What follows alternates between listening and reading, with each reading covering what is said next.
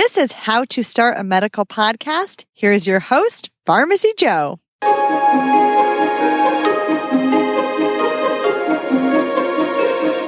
Welcome to How to Start a Medical Podcast, where I break down the steps necessary to start a medical podcast into a systems-based approach.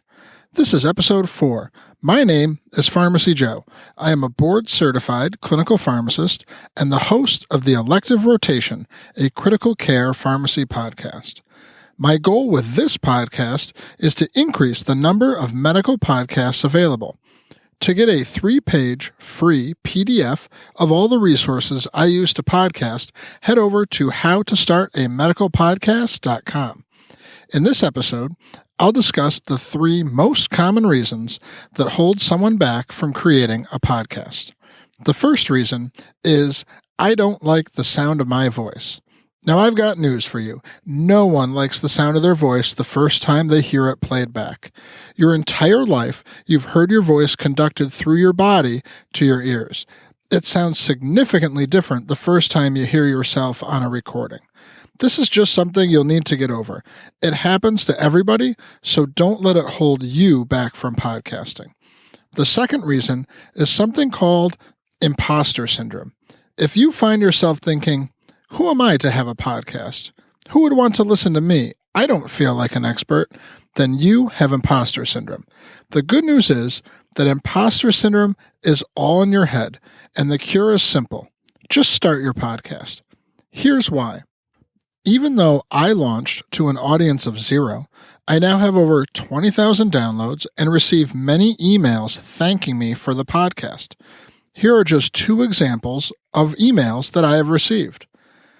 First, a listener says, Joe, I wanted you to know that I truly appreciate all your time and resources spent in continuing this website and podcast.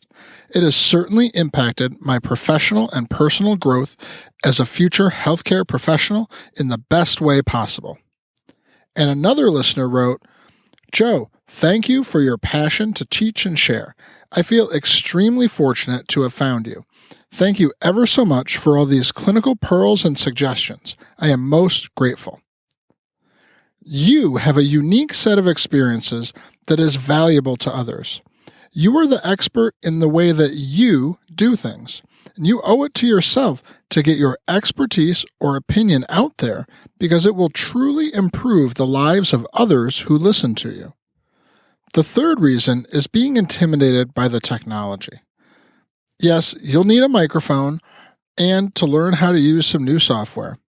Just remember, podcasting uses the same skills as Skyping with your mom, copy-pasting in a word processor program, and uploading a photo to Facebook. In the next episode, I'll talk about a solution I created to flatten the learning curve for starting a medical podcast so that you can get your podcast launched fast without wasting time or money on things that don't work well for podcasting.